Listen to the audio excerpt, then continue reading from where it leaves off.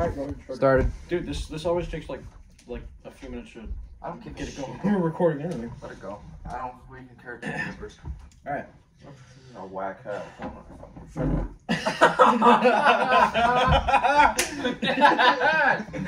This is why I recorded before. I figured get it out before we're actually recording. All right. Cheers. Alright, 3, 2, 1. Welcome back to the Sports Commute, boys. Yeah. All right. We're here with Truman. What's up? And, Yes, and me, co-host Matt. I'm here. So So my happy place, I have Wendy's. yeah, we're gonna be That's eating okay. throughout this, Okay. so it's Yeah. gonna sound really weird. It's okay. We did last episode. Did we eat? Yes. No, Ryan had a garbage plate. No. I meant the last episode. Episode 3. Oh, right. Liam and everybody. Liam handed me chips. that bag of And Doritos. he's- Anyhow. All right, start out NASCAR. Matt. I'll start off. Well, here we go. Here's the big thing that I was looking at. Top 10 drivers of the decade. Since we just ended the decade, and I didn't really cover it last week, since I just discovered it this week. So we had So three. you have so what you're saying is your 2020 vision looking back at this sometimes. Oh no. Shoot. Okay. Start off with some cringe. 3 articles. You're welcome. We had NBC Sports, The Comeback, and Auto Week. All had similar top 3s with Harvick, Rowdy, and Jimmy. NBC Sports had Kyle in first. Oh shit, what did I do? You caused note.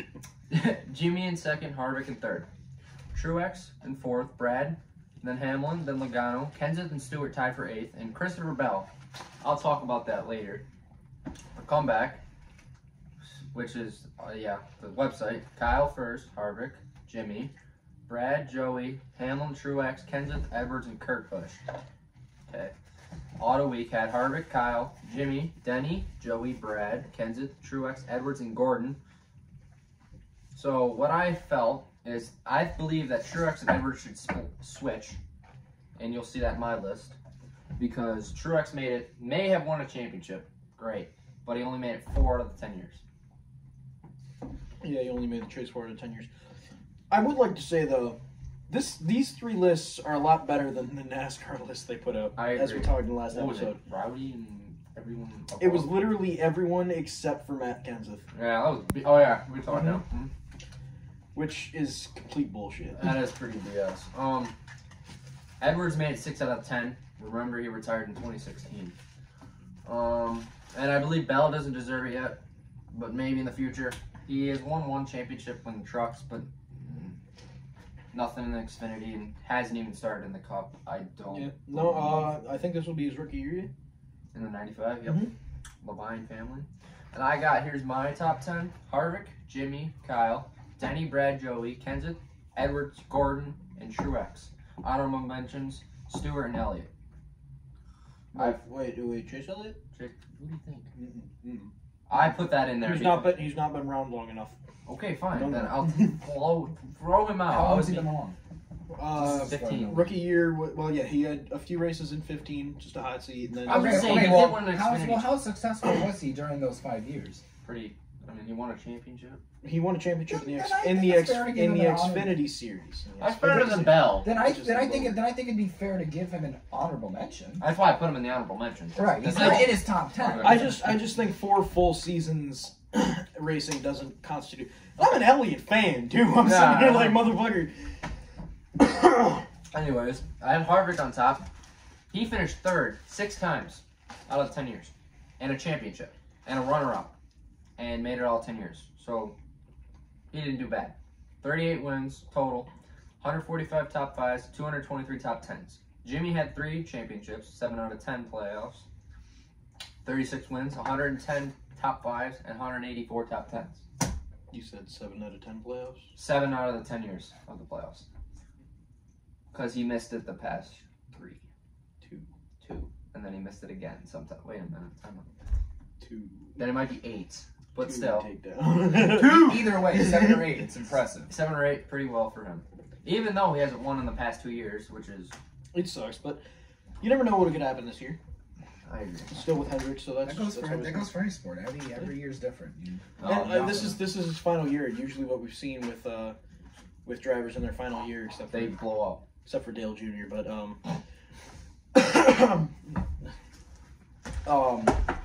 that wasn't a Dale Senior joke, by the way. Damn. Because we've kind Oh, of no! Too soon. No, Too soon. no, How no. dare you? We've fucked up. We've been fucked up in the past, and like last. Did you hear about this? Like two episodes, or our first episode as the Sports Commute. We're sitting. In his car. In Big We're Lots. sitting in my car out by Big Lots in Albee. Okay. Right, just down the street, Mm-hmm. and we're talking about Kyle Petty, who's just another NASCAR guy. He's got some. I know who most of these dudes wait, are. Kyle- We're talking about Kyle I just Petty. don't know all that much No. about NASCAR. I don't follow it. We're talking about Kyle Petty because we saw him at Watkins Glen, but we mentioned him by the name of Adam Petty, Yeah, I was gonna who say. passed away at New Hampshire Motor Speedway in 2002. Yes. So for 5 minutes, we're just going Adam Petty, Adam Petty, and then it hits me. I'm like, oh, He's dead. Yo, isn't this the ketchup that Pat Mahomes supports? No. Well, Or is it a different one? it's a different one. It is a different one? that's just Well, that's that's just the Heinz. big one. That's Yeah, this is just the don't know why he didn't go to Heinz, considering they definitely would have gave him more money, but you know what? Probably because they full sponsor Pittsburgh. There. Yeah, Pittsburgh. Even though, wasn't he in a few? Who cares? Who knows? You don't know.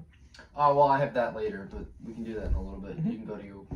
So we got a little news from Bob Pockers on Twitter. Penske is changing up their yes. crew chiefs. Paul Wolf, previously on the 2 of Brad Keselowski, he's actually moving to the 22 of Joey Logano. Joe. Joe. Joe. Who's Joe Mama?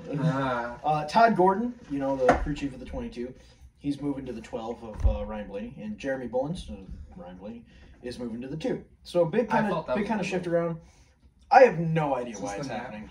I think, well, yeah. Is it the NASCAR? But I don't know as much about NASCAR. So is this a NASCAR version of KD, or am I exaggerating it? I mean, kind of, but not really. This is a team. This is one team. This is a whole Whole pit crew. A whole team, different drivers, And the pit crews move. and the pit crews are follow. moving. But they keep this spotters. Spotters, yeah. TJ, yeah. TJ's gonna stay on the 22, yeah.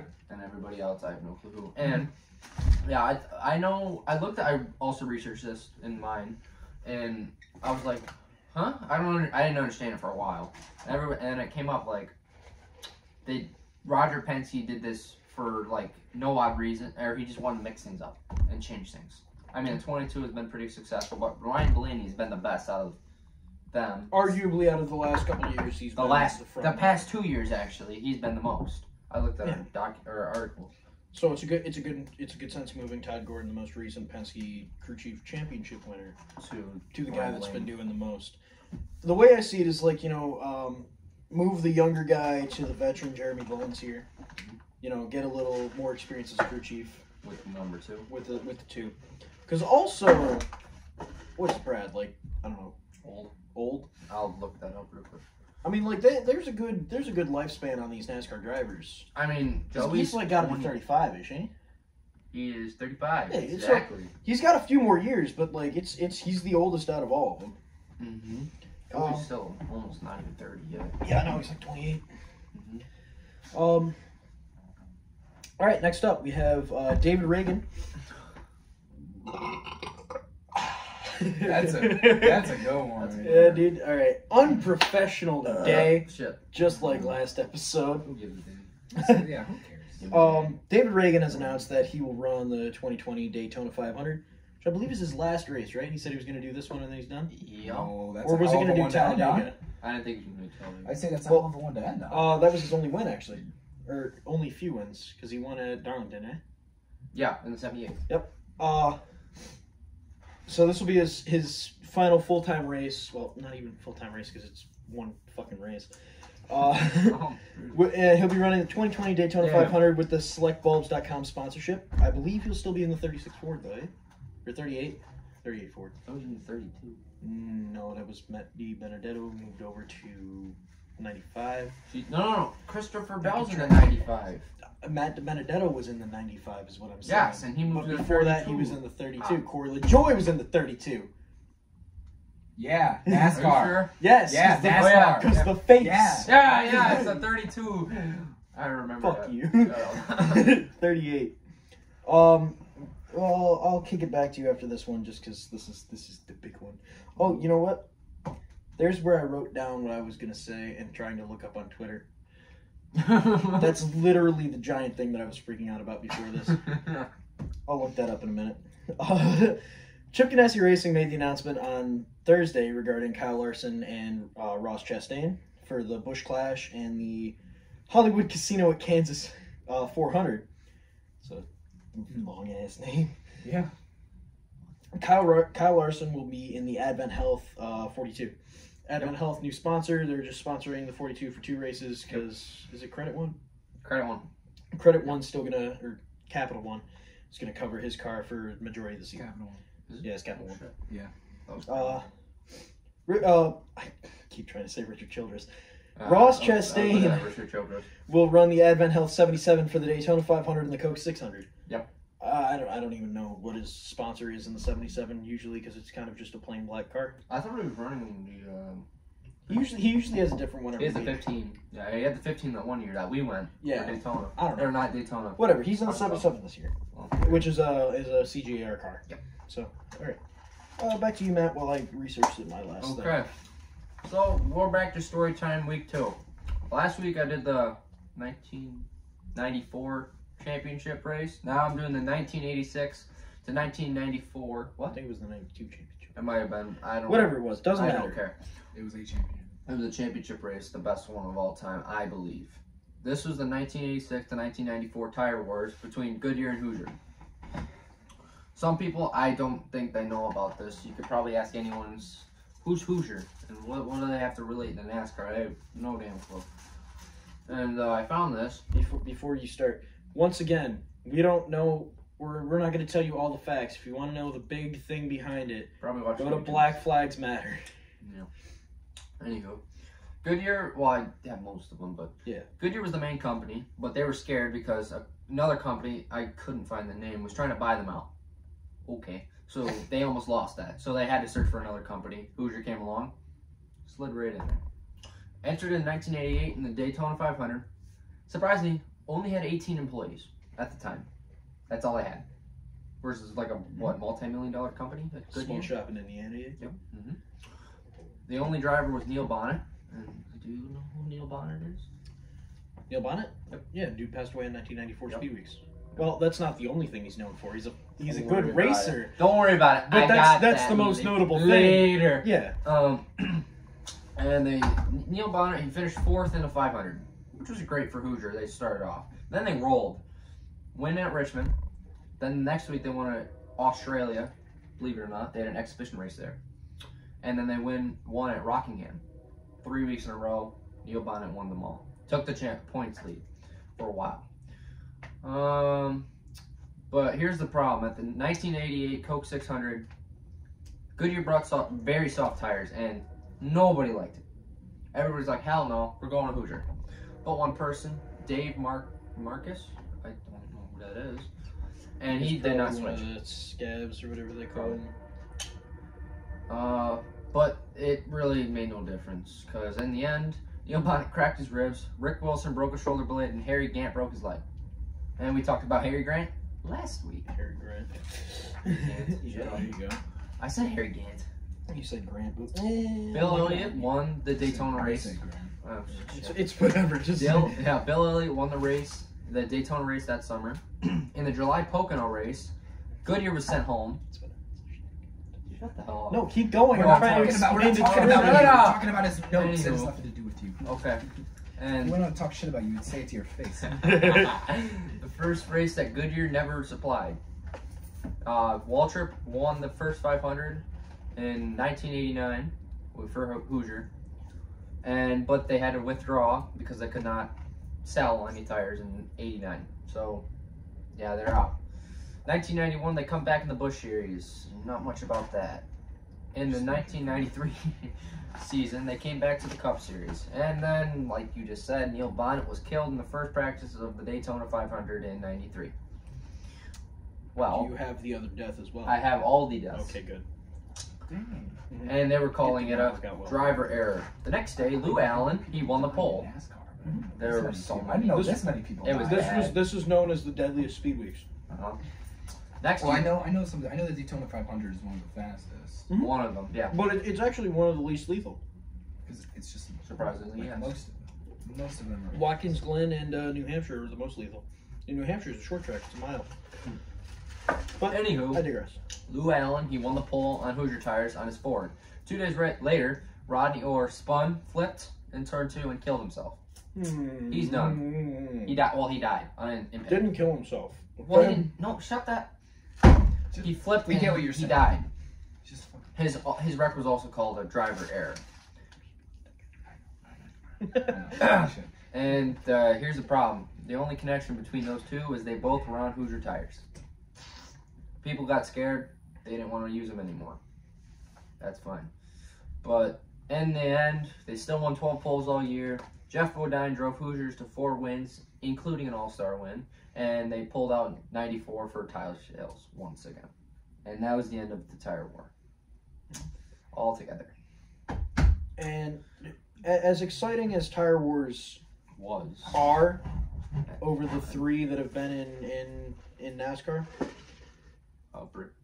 Bridgestone or whatever? Firestone, they're also the worst. Just because they lead to no, it's the tire war premise leads to a lot of Oh problems, yeah, that's what they. a lot of disputes, and is shown in literally all of them. Death. There was 2 in this one. 1 year too. So you tell me there were more deaths? It's just all of the tire wars than there was the Cold War. Yes. Like, in Yeah. terms of direct. Mhm. Holy shit. Yeah. This is a little fun fact. Yeah. Dude, did you guys know there's carbs in ketchup? I just found that out 5 seconds ago. Yeah. Or like however long I've been looking at this. I had no idea there were carbs in Is ketchup. that what you were trying to tell me a little bit Yes, ago? that is exactly what I was trying to tell you. I was like, dude, should just 5 grams of carbs in Heinz ketchup? Show up in NASCAR? Yeah, for. You want to go start? Moving on the NFL? No, we're saving that for last. Save that for last. NFL's last. Still your turn. Okay, final thing. I was looking at the most intense so-called rivalries. I will see what you think about this. Yep.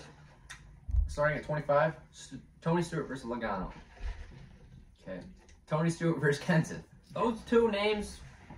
They're going to come up a lot.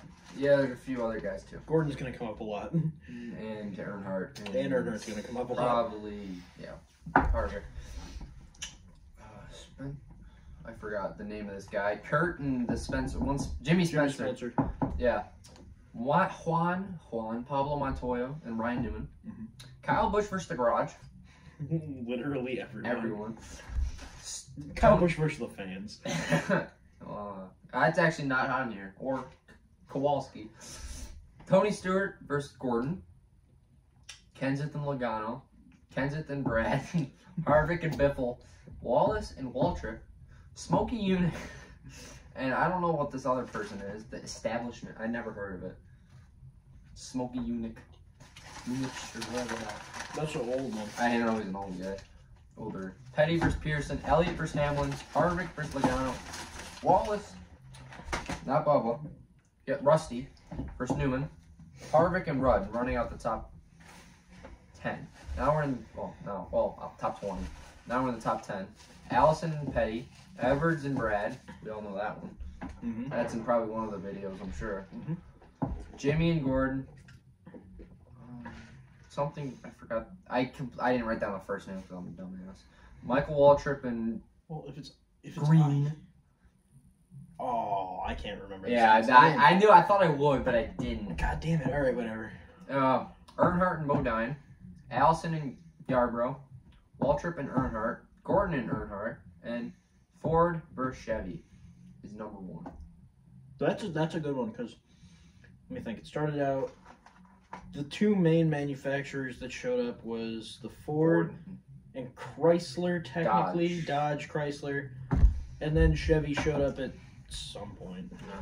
We'll maybe have a story And then on that. Dodge backed out, so it's been Ford, Chevy, and then 2012. Toyota showed up. We can cover that later. Another time. And for the last thing, for I guess the first time in a while, the Daytona 500 field is full. 42 cars with like, Yep. 5 charter spots, eh? Yep. So that's what I have for NASCAR. Well, it was a whole 20 fucking minutes. I told you it was going to be a long time. All right. It's going to be a long episode. Yeah, we're going to move on to college football because I forgot I wrote this down, but it's kind of important. Clemson, LSU. Yeah, on Monday, the D1 National Championship game will kick off. My handwriting is atrocious. Between Clemson and LSU. This is Clemson's 5th appearance, with wins coming in 1981, 2016, and 2018. LSU, otherwise known as Defensive Back University. DBU. Well, hang on, I'm not done with the Clemsons yet. The Clemsons. Clemson only lost their one national championship appearance to Alabama in... 2 years ago, right? Just a few years ago. It was recent. I didn't know. This was 17? 17? I think it was 2 years ago, I think. Really? Yeah, it had to be close. I believe it was 2 years ago. Yeah, It might have been her. it was a nail biter, real good game, 45 to 40. Yeah, it was 2 years ago. Tua, he threw the deep one down the left field. Down left That's sideline. right, yeah, It was on 2nd 2017. and 20, whatever. Yep. And they blew the coverage. And And that made Tua famous from there on out. Oh, wait, no. Wait. we will let you. I don't know if it was 2 years ago. That's... Or was it last year? What was My last numbers, 2017 was the year of the hair. There it is. 2016. Alabama won the Yeah. game, holding off the undefeated Tigers 45-40. Go Tigers. Yeah. Similarly for LSU, this will be their 5th appearance with 3 wins in 58, 2003, and 2007. I believe their one loss also came to Alabama. Probably. I think that's the common theme because I think they made it in 2011. Alabama didn't even make the college football playoff this year. No, they did not. It was They were ranked 5th. yeah, They were- Clemson, LSU, Oklahoma, and Stop short. Ohio State. There it is. Yeah, Ohio State. The big question I have that will be for this game is how is Clemson going to try to contain Joe Burrow? But I don't know. where I believe they have to do it is what LSU does really well is they run the ball to start with. Yeah, And I know. they pound the ball and then they use play action pass. So if, Oh, yeah. and it's very successful with them, especially with their opponents they've been playing. And of course Oklahoma's defense is subpar at best, which allowed them to was Well, why no wonder, Joe yeah. Burrow torched them. in Threw Atlanta. 7 touchdowns. Yeah, and ran for another one. So the key with Clemson is if they can stop the run. Now, does that mean I think they can, doing that alone will allow them to win? No, I don't. But I do believe if they want a chance, You need to have a big day out of trouble once. I believe That's you what must you stop need. the run because LSU has two really solid running backs. I don't remember their names, but they are both. Their 2 starters are really Well, solid. similarly, they got to make sure that pocket's contained as well. Oh, yeah. Yeah. Because with those play action passes, that's a lot of He rollout. reminds me a little bit watching him of the semifinal game, or a little bit of Deshaun Watson. The way Yeah, he I can see roll it. out of that. I see it. The roll out of that. Because as soon as he starts rolling out, unless you got someone there waiting, that's Gone. You gotta have a gone. QB spot. Mhm. and he's got receivers that can go Uh-huh. up and grab. He's got that. some They tall will boys. pull. That one receiver, he had 5 touchdown It was catches, five- or it was 4 or four 5 or five. in the first half. That was nuts. Broke a record. Mhm. Clemson's defense is going to have to step up if they want to win this game. We'll get to that later. All right, now what? That's supposed to be a W. Welcome. Welcome. I went to Germany. You're... All right, move on to the MLB. Wow. I gotta flip through all your pages. Because I started with this one and then I was like, let's go back to the MLB. Yeah. So, Trey Turner, who is a player for the Nationals, it's arbitration deadline. Yes. Essentially, players generally between 3 to 6 years of playing on, I believe it's just a single team. Yeah. Can file for arbitration if they do not reach an agreement by today at 1 p.m. That's long gone at this point. That's long gone. So, the big names that have come out of...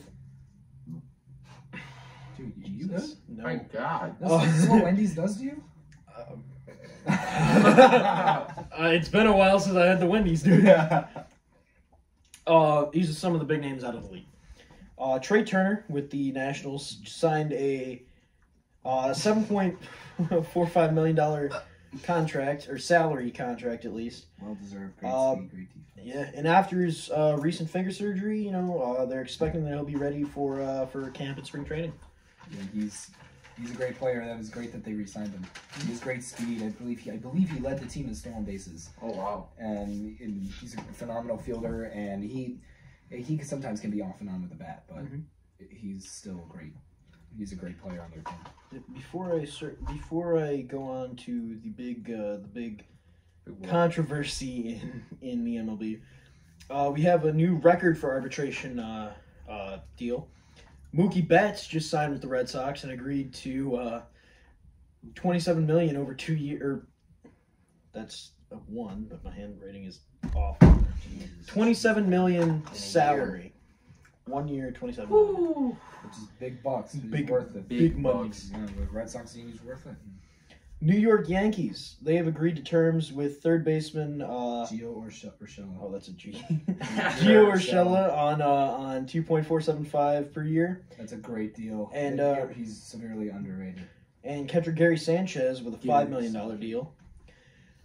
They also Aaron Judge was the big sign for the Yankees.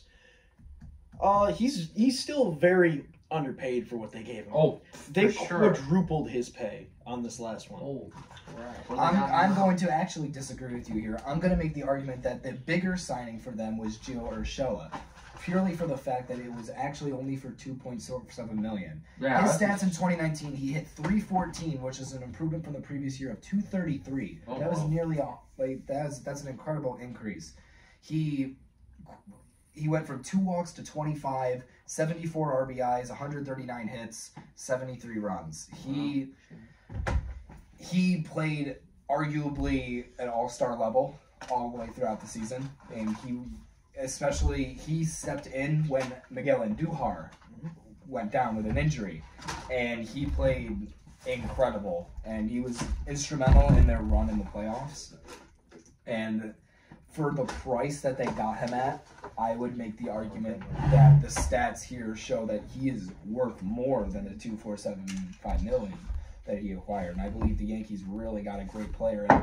That's probably all they could afford. And honestly, they now have a problem on their hands because with they deals spend too much money. They spend it the is money. actually. I'm not even going to mention the money. Because we know the Yankees, they have big salary. They have all the money. They still got money from the 29 World problem Series. is Gio Urshela has to now deal with Miguel Andujar. Who are you going to play? Urshela hits for higher average, but Miguel Andujar have more power with that. He gets more extra base hits. Yep. So their fielding is kind of can go hand in hand. They're both really good. They're both good fielders. So it's going to be really tough how they're going to play that, especially with they got Greg Bird in their system. And who knows, they always have one of the best farm systems. So we don't know who they're developing, and it leaves them with a lot of options in the infield, but also you spent this money, you almost kind of have to pay them. Yeah. You kind of have to play them. So Right. how are you going to play these two? Because they're both skilled. They both play third base? They both play third base. Then I do have a solution. They can both play first if they need to, but they have multiple first Yeah, basemen. my solution here is, you kind of start off the season or maybe spring training half and halving sessions. And for batting at least, I don't give a fuck who your designated hitter is. Sit his ass and put one of them in there. Whoever's not playing third base that game. Who? I'm looking up their... Well, yeah, you're not the because manager. with their first baseman, they have... The problem is you can't put him at first base because you have Luke Voigt, who's jacked as hell. Who played phenomenal in his first full season in the MLB. And DJ LeMahieu can also play first base. Oh, and no problem. depending on how Gleyber Torres is, if he's healthy, that can sometimes have them move DJ LeMahieu, and he's definitely a bat you can't have out of the lineup. Yeah. So it almost leaves them with too many options. I mean, you have LeMahieu, Urshela, and Duar can all play third. Who do you DH? That leaves in the outfield. You have Aaron Judge and Giancarlo Stanton. Oh. Along with Aaron Hicks, who is a phenomenal center fielder. He has a cannon for an arm. He's been clocked at over 100 miles per hour on his arm. So, and Clint Frazier, who's kind of the thing with Clint Frazier is he's a head case. The reason why he's not always in the MLB is there's been a lot of reports of him being a little cocky, having some problems. So but he's also very talented. So he could find himself in the major leagues at times during the season. So with all these moving parts, how they move these fielders and these good bats, who do you sit and who do you play? Even though the season is the longest out of any major sport with 162 games, every game still does matter. How do you, or at least the major sports? Well, you know, I guess we always just gonna have to let the guys down in New York decide. I guess. Yeah, and it's gonna be tough. Yeah. Anyways, back to Aaron Judge. So, anyways, I believe the reason that this was quoted saying the big sign for the Yankees was because they quadrupled his pay. Yeah. But he's still immensely underpaid for the fucking stats that he's given out. Yeah. Let's go with just last year. Just last year, 110 home runs, 276 walks. Last year. His tenure with the Yankees. His tenure. I was about to say. I said last year. His tenure with the Yankees. Yeah. 110 home runs, 276 walks, and games defensed across 396 games. All that with being paid roughly under $2 million per year. Because he's on his rookie year. What? He's on the rookie year. Yeah. But New York finally agreed to $8.5 million a year. Yeah. Which is a step up, but still for what what he's produced, it seems a little low. As everything goes on, I'm sure that'll increase. But you know, totally. Yeah. But the reason why I said Gio's a bigger sign is because you won't expect that out of Aaron Judge.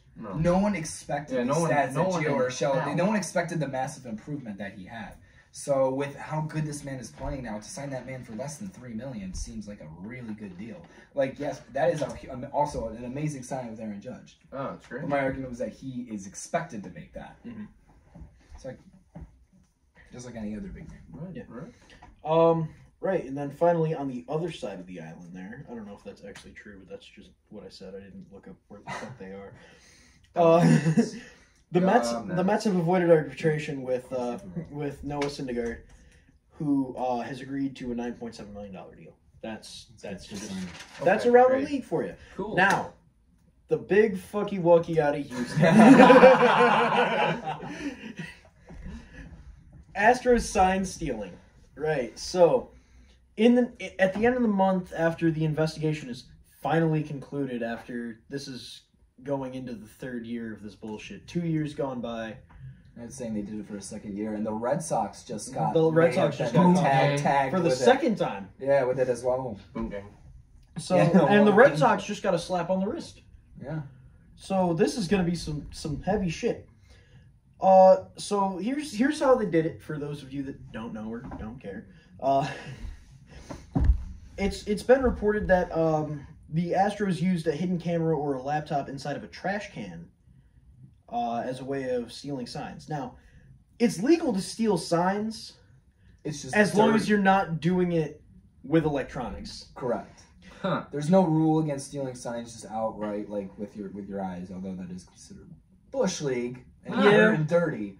But and you like to get an advantage, I see. But in this situation, you can't be doing that. And I think the Red Sox just aren't smart with that because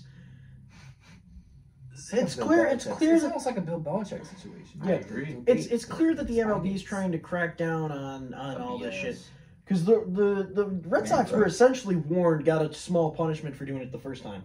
The Astros got caught, are about to get absolutely destroyed in the fines. Because there's evidence more and more mounting that they did. Including former staff coming forward, videos from the dugout and all that stuff.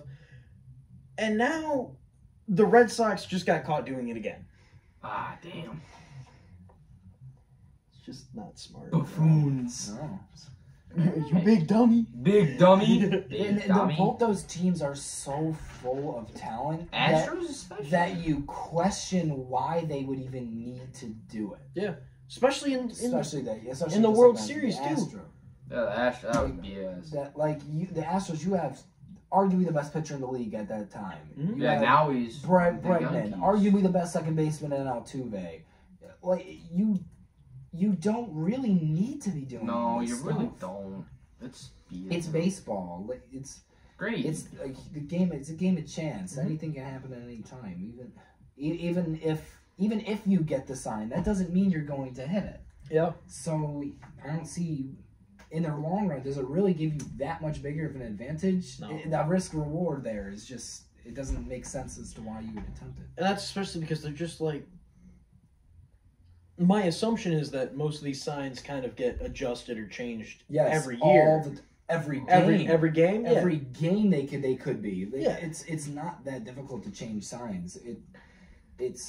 There's no benefit behind it.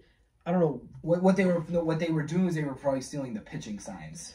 Yeah. Because if you're like, let's say you have a camera out there in center field, you got a good enough camera, you can look down in at the catcher giving you the signs. Like if you see the catcher reach his hand down and he puts his pinky finger out, like this, that means he's calling for, let's say there's a left-handed batter, he's calling for an inside fastball. Right. If you can, obviously yes. If you're a hitter and you know an inside fastball is coming, especially in the major leagues, that is an advantage. Right. In terms of like the stealing with like the signs and the that's harder to steal. But if you can get that pitching, then and you can catch on to patterns in the pitching, then you do have an advantage. But even then, sometimes the risk reward seems, it is an advantage to know the pitch is coming. You still got to hit it. Mm-hmm. And hitting a baseball is one of the hardest things to do in sports. I was not great at it. I wasn't either. So. I was good enough to get through high school with it. So. I was great enough to pitch through like a travel league, but nope. The catcher. All for me. I was a catcher as well, yeah. I can't imagine you playing anything else. Maybe first base. Second base and center field, yeah. All straight line. You did not play center field. I did play center field, yeah. How bad was your team? Huh? I'm aware of what you're trying to say. I understand. But like, we're playing for like the fucking Churchville House League. Yeah, okay, that's what I'm saying. Like, and this was back when I still looked like I wasn't absolutely massive. Yeah, exactly. You're still like I was still larger than like most of the kids, but I could still fucking move and hustle around. Like I was making good plays. I stole second a couple times. A couple times in the house league. Playing against the kids that are like in Taylor Farms. Bruh. All right. XFL. Oh yeah. These new rules, baby. How far are we into the? Oh, okay. That was a good chunk of change too. That was a good another 20 minutes, and now. See, we're cutting this up even more. We're being a little more smart. We can cut some of my tangent. Yeah, who gives it? Whatever, dude. I'm posting the whole full hour, dude. Yeah. Oh shit. Oh no! Stop. No. It continues. What happened? It's a low battery. Oh, well, that's awful. Who says it's going out? Well, this stops it now. Yeah, we'll have the overtime. You can do part 2. We'll have. Oh damn! It's the bad charger. Okay. That's the bad charger. Does that thing have does that thing have the that's an 11, right? Neck minute, what? That's an 11, right? Yeah. Well, actually that doesn't really work angled up. Neck minute? I don't know. Hold up. I was gonna say you could use the fucking pad I have, but that doesn't really work angled up. Neck minute? Neck minute? Yeah, I'll probably cut to that. That he's gonna have. Yeah, he's got the menu Out on. I've never seen that before. I haven't either. I just saw it today. Neither, Bob. I respect it. Hey, man. I've never seen it. Yeah, I'll probably cut this a little bit out. I'll put it to the bloopers. Right, yeah, bloopers. Yeah, Neck minute. Neck minute. I'll probably I'll cut it off for the video. All right, let's go. We're back. All right, that's gonna be all caught on Anchor. Grinders. Check it out. All anchors. Said fucking grinders. Okay, continue. Let's do this. check everything that you may have missed on Anchor to see what just happened in the last I mean YouTube 3 minutes. And YouTube. Well, I don't know if that recorded. Oh yeah, it did record. It kept going. All right. Well, that's whatever. Anyways, back to the XFL. So the XFL dropped their rules. I think it was a long time back, but now, as we're getting closer to the season, they're going over the big rules. They're going over the big ones again. Because this first one that I got written down, right? This has been out since April. Yeah, but no one gave a damn about the XFL. No one gave a shit until Pat McAfee dropped in. And then there was and the XFL began to start posting it over their social media. That's how I heard about this. Their Instagram, they posted all of these big rules. Yeah, no, I didn't find out about this until like 3 days ago. Yeah, I was watching Pat McAfee, dude. Anyways, so there aren't going to be any extra points. Smart. Which is smart. Great. Yeah, it kind of cuts back on the time that's needed. You know, they're trying to make it a faster paced game. Yeah. Instead of smart because when they do these big rule changes, it differentiates them from the AAF. Yeah. The reason the AAF failed was because they tried to make it exactly like the wasn't NFL. Too much. It was too much like the NFL. With these big new rule changes, it makes it faster, more exciting, and clearly different than the NFL. Yeah, while still giving these players a chance to be looked at because the basics of this is still football. Their basic skills are still going to be looked at by these NFL teams. Exactly. And most of these guys are just begging for a chance, and they'll sign for any. Most of these guys, some of them are former players that didn't pan out. Cardell Jones, former Buffalo Bills quarterback, now playing for the XFL. Aaron Murray, former Georgia quarterback. Eric Dungy, former quarterback out of Syracuse. He's a backup now. He just got signed, right? A couple days ago. Yeah. What team is it? Is it New York? No idea. I don't remember. Doesn't matter. He was on an NFL team. He was back up to Eli Manning. I'll be rooting for the Seattle Dragons. I haven't picked a team yet. I'm waiting for the first. I gotta wait. I'm waiting for the first week to see what happens. Yeah. If anything, I'll probably go with either LA or DC. DC looks pretty sick. Anyway, so no longer any kicks. They're going to be a set of 1, 2, or 3-point conversions. And here's the little. Those are all the teams from 2001. That's what I said when I was trying to write down all the teams. I'm just looking at the logos, damn it. Some of them are the same. Some of them. Yeah, no, some of them are the same. Like the New York, New Jersey Hitmen became the New York Guardians, which they are now. I don't really like that. Yeah, these 1, 2, 3-point conversions, like the 1 point conversion being from the 2, the 2-point conversion being from the 5, and the 3-point conversion being from the 10. Now, the thing that I kind of find out about it is like, yes, I see the difficulty because it's farther away. However, statistically, it's easier to score from the 10 than it is from the 2. So, like Matt and I were saying, intercepted at the goal line, Malcolm Butler. Yeah, because the reason that being, the defense has more space to work with. Yeah, exactly. So that means the more your wide receivers can run free. Yeah. Exactly. So, Matt and I were saying before you came here was just, maybe flip the 3 and the 1. Put the 1 at the 10 because it's a little bit easier to score from the 10, and the 3 from up close. However, I do see why you'd put it farther back. More exciting for the viewers. There you go. Well, also, the little stupid AAF failed because it didn't get enough ratings. That is going to be the XFL's biggest problem is money. The reason why they failed in 2001? 2001. Here's the problem. They did it during the NFL season. No, it was near the end. They did it after. Oh, I thought it was near the end. No. But they also lied a lot. I didn't hear about this. Attendance and shit. Yeah. Oh, yeah. I do. As well as the WFL and the USFL and all the leagues that have proceeded since the AFL. Anyways, next rule is overtime's going to be different, and this is the thing that I think is going to draw most of the fans here. Is these first 2 that we have. The 3-point conversion, that's going to be huge because if you're down by 3, you don't kick a fucking field goal. You go for it. Yeah, you're going for it a lot more, and especially with the punts. Do you see the punt rules? The punt rules are incredibly different. Yeah, no one is allowed to go in front of the line of scrimmage until the ball is kicked. Yeah. Yes. And so that means you're almost guaranteed to return it because if the ball goes out of bounds past the 35, it goes to the 35. This is a big touchback. They're trying to cut back on the amount of head injuries in a smart way. That's smart. Still They are very smart. That still keeps up excitement. Like over 20% of injuries occurred on kickoffs. Yeah, and that's where the NFL was like, all right, we're just gonna barely do these anymore. We're gonna encourage touchbacks. So, but they're still encouraging returns while also creating less of a speed of an impact going at each other, less chance of injury. So XFL overtime, instead of a sudden death, 10 minutes, whatever the NFL has. Well, yeah, it's 12. It's if you score a touchdown, it's 10.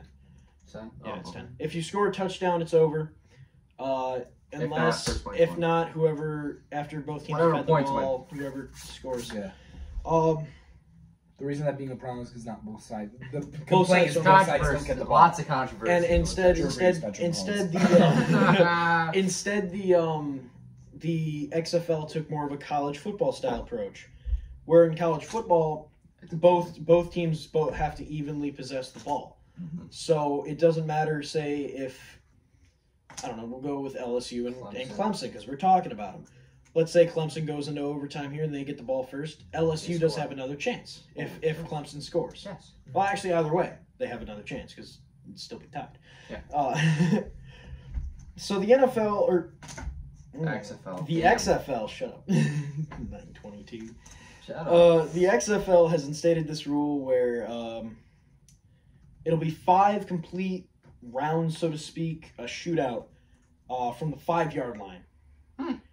No matter what, one team doesn't score and one team scores, you're going to keep going until they hit 5. Oh, wow. Okay. Yeah. It's kind of like a standard shootout in the NHL. If you miss, you still keep going. So, and that's a good rule. Sounds pretty. It could actually come down to a kicker battle where they're just going to keep fucking kicking. Well, kicking. Which would be incredibly exciting. I would love to watch that. Yeah. Because there is a little bit of, sometimes with the problem with college football is their overtime is sometimes it can feel like not as much football and sometimes it feels like controlled chaos. Yeah. Absolutely. And not football. Yeah. And that's although I still do believe that college football is better than the NFL's overtime. Absolutely. Yeah. There is still some flaws with college football. Absolutely. Well, that's because we've tried it in the CFO. That works. Correct, but the flaws can still be shown at the college level. Yeah. And sometimes it just feels like controlled chaos, and it's like, this doesn't always feel like actual football. So our next rule, which is another one that I think is interesting, something back when the XFL was in 2001, the NFL adopted some of their rules and ideas. Skycam, invented by Vince McMahon in the XFL, adopted in the NFL. This one, I don't think the NFL is going to be so willing. Yeah. No coach challenges. None. Instead, all replays will be initiated from the booth, which is not in New York, in fact. It is in the arena. So there will be a rules analyst in the arena at all times using what they call a Hawkeye system, which provides you with every view possible to see every angle that you can and make the definitive call. The XFL has hired Dean Blandino to run most of them.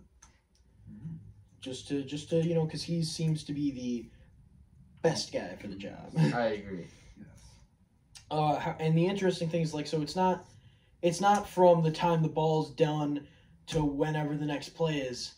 It's from when the ball is down, the guy in the booth has 60 seconds to say he wants a review or he doesn't want a review. And I think that's just going to fast pace. If you didn't get the call correct, you can go back and change it as long as you do it within 60 seconds. Do it within, what about if they snap the ball? That's fine. Oh, okay, fine. So same thing as NFL rules. All right. Yeah. Kickoffs, right? The new kickoff rule. To try to prevent big collisions and concussions, like we mentioned before, what the XFL and Commissioner, is it Oliver Luck? Is that his name, Oliver? No clue. I have no idea. It's Oliver Luck. He's Andrew Luck's father, but that doesn't matter.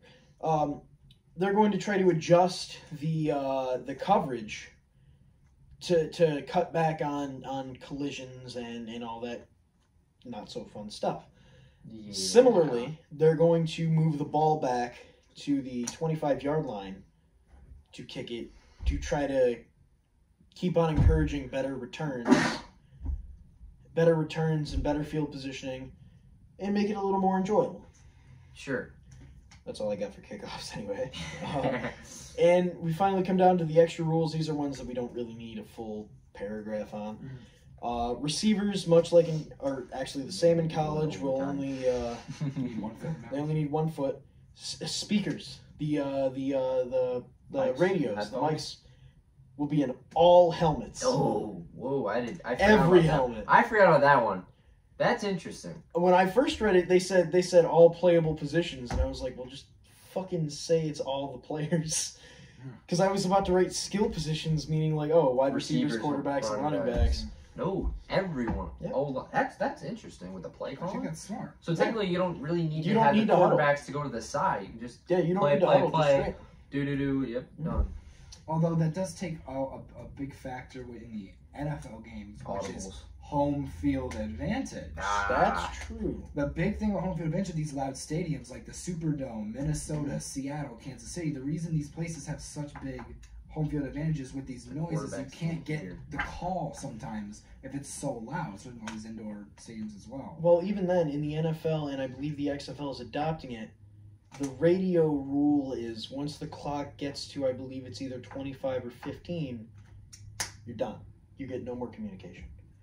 So then it just keeps turning back on. That sounds like yeah, that is smart, but it's sure. still to some degree it takes away the fact of calling the play in the huddle, which is a cause of some problems because that causes why I think some offensive linemen false start. They'll think the snap is coming at a certain time when it's not. like the full start. Everybody but the center. Those are always funny. Those are the best. Even though I was a center, so I know the pain of like, oh, it would be on 2, but I tapped it on the 1. All right, well, we'll run down the list for the teams right now. Just to go into the other. I mean, if y'all want. Who gives a damn? This will be extra special. Yeah, dude. We did we did a second episode because I accidentally hit click a link on NFL on accident, but so fuck. Our 8 teams in the XFL here are the St. Louis Battlehawks, the Houston Roughnecks. I'll come back to that in a minute. The Los Angeles Wildcats, the New York Guardians, the Dallas Renegades, the Seattle Dragons, the Tampa Bay Vipers, and the DC Defenders. And you say you're a you Dragons fan? I feel Dragons like logo is pretty sick. I feel like I'm hopping on the Dragons. I'm not 100% sure. I'm I between mean, Seattle and DC. I'd love to go see a New York game, an XFL game, just for. That would be cool, but also it's like 5 hours. It's in New Jersey. I'm still kind of thinking I'm considering DC as well. DC's I'm thinking I'm hopping on with Seattle. Seattle looks pretty sick. I'll be honest. Or Dallas. Dallas looks kind of cool. Dallas, yeah. So, Bang. you mentioned logos. I want you, if you you can, to edit in a picture of the do it now. fucking Houston logo when this goes up on YouTube. I can do it like right now. Have you seen the Houston logo? I have. What does it look like? What does that look like Hold to on, you? folks. Yeah, the Oilers. Yeah. And It's where just is like it? the Oilers. It's in Houston. That is the Oilers logo Hello. with the same color scheme as the Pats from the 80s. It upsets me. I don't think it's that big of a deal. No, it's not that big of a deal, but I'm just sitting here like, originality, man. You're a new league. At least the AAF came up with something. Yeah, I agree. Ridiculous. Yeah. So you can't edit in a picture, that's what it looks like.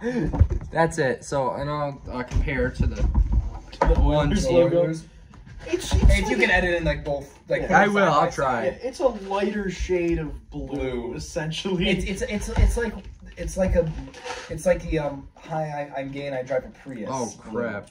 Oh, It's that blue. The I powder blue. mean, I was gonna say, Tar Heel blue, but whatever floats your boat. that basically. Am I wrong though? No. Exactly. So leave it at that. Sure. All right. Smacked my computer. Then we will start into the well. You guys just want me to end it here? You want to? We got 7 minutes. So I'll run down the NBA quick, and we can have the next episode for the NFL. Didn't we already do the NBA? No. Then we'll do it. Okay, so here we go. A lot of news from the Warriors.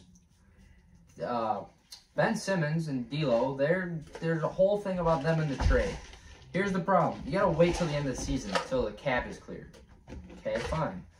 I saw another thing with the rumors in the NBA. It's there's like, so much. and Like, there's so many rumors, and most of them don't go through. yeah, that's what I got all here. Yeah. And I saw a picture of, well, a lot of people are blowing up for this picture of Stephen Curry and Giannis. And they're like, oh, Giannis is going to the Warriors. That's been a big thing for the past years. There's no way Giannis will leave for Bucks. I don't know about that because she's like the only person. I have nothing for it because, well, Giannis, and that'd be bullshit. Right, I don't see a reason why Giannis would leave. He loves it in Milwaukee. Right. He's the face of the franchise. Exactly.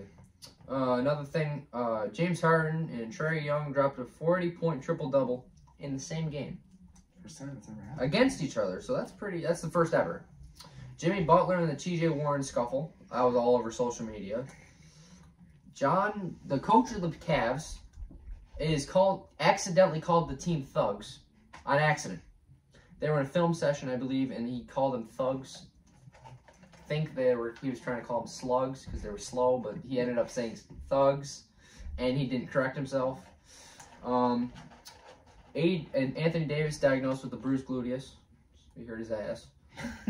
And he also declined a max. Wait. I don't know much about the NBA.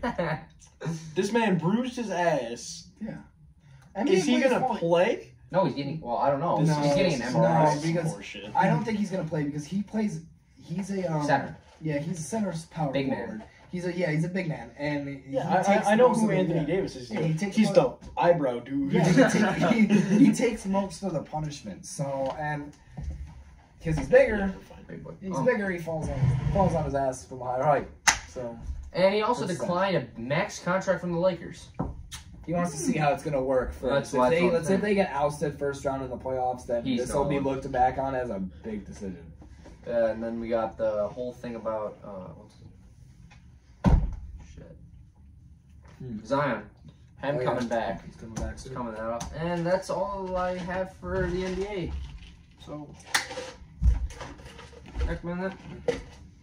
I mean, we had 7 left. You used 3, so I just sped through it. Yeah. Yeah. So yeah. Overtime part 2. Yep. Check into YouTube if you want to see the next. I don't know, however long. Probably. If you want to check out part 2 on Anchor, it'll be on Anchor. So we'll see you guys in the next episode, which will be in like 5 minutes. Next minute. Alright, let's see.